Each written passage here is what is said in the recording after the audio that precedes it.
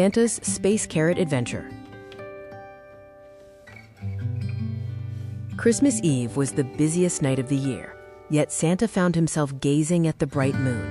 He wondered softly, "Have I truly delivered presents to everyone?" He had a problem, a wonderfully strange one. "Moon rabbits," he whispered, adjusting his belt. "3 little boys told me they saw something circling the moon, right up there." Santa paced back and forth, checking his map of the globe. He had houses covered from pole to equator, but space was a new frontier. He needed to add a moon stop, just in case those little rabbits needed tiny, glowing carrots and presents. But how could he travel so far? Comet and Vixen were fast, but they couldn't fly through the silent, cold vacuum of space. Santa Claus needed someone magical, someone who knew the routes between the stars. He remembered his oldest friend, Celeste. Celeste was a magnificent unicorn whose horn collected starlight and whose mane smelled like deep space jasmine. If anyone could help, it was her. Santa found Celeste grazing in a hidden grove, polishing her horn on a meteorite. "Celeste, my dear," he boomed happily, "I need your cosmic assistance. We must fly to the moon." Celeste flicked her silvery tail. She understood. Space travel was her specialty. With a powerful nod, she touched her horn to the old wooden sleigh, instantly reinforcing it with starlight armor. "Now, Santa Claus," Celeste said, her voice like wind chimes, "before we go to the moon, we must visit the floating home near Earth. There are kind humans there who might know about the rabbits." Up, up, up they went. The reindeer flew with all their might, pulling the heavy sleigh full of wrapped gifts, while Celeste's horn pulsed with soft rainbow energy, guiding them through the velvet blackness of space. Soon, they drifted towards a shining metal structure floating high above the planet, the International Space Station. It glimmered like a giant tinker toy set in the sunlight. Santa stared in amazement. Humans were really building homes in space now. Little by little, their living world was growing bigger.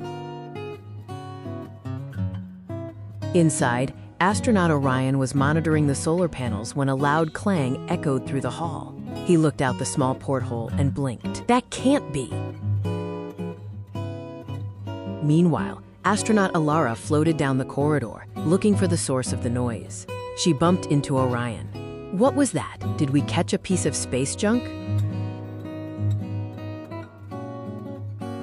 Santa Claus, now safely docked, floated into the station. "Ho, ho, ho! Merry Christmas, neighbors!" Ilara gasped, then laughed as she recognized the jolly visitor. "Santa Claus, this is the most unexpected visitor log ever. Welcome to our orbiting home."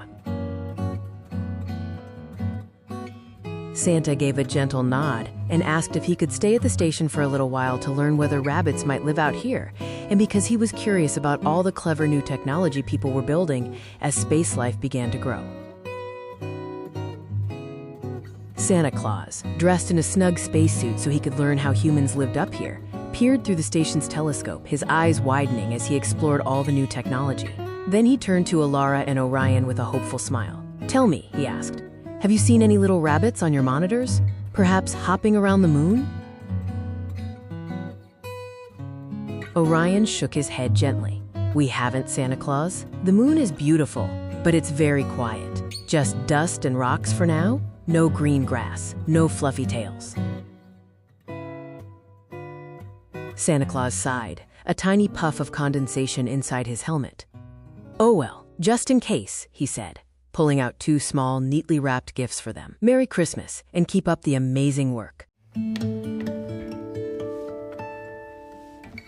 Celeste and Santa Claus continued their trip, landing gently in the lunar dust. Santa Claus looked around the quiet, gray craters. No rabbits anywhere. Still, he chuckled. "Perhaps the children on Earth saw our station drifting near the moon and thought it was a rabbit," he said. Then he placed a tiny glowing carrot on the surface, just in case future explorers ever brought their pets. Santa Claus was now busy studying all the new human technology, amazed at how quickly people were learning to live among the stars. He knew the children would one day grow up and build homes everywhere, on the moon, on Mars, and far beyond. Yet he made a gentle promise as he looked out over the glowing horizon. "As long as there are children, there will be Christmas," he said, "and I will always find my way to them, no matter how far they roam."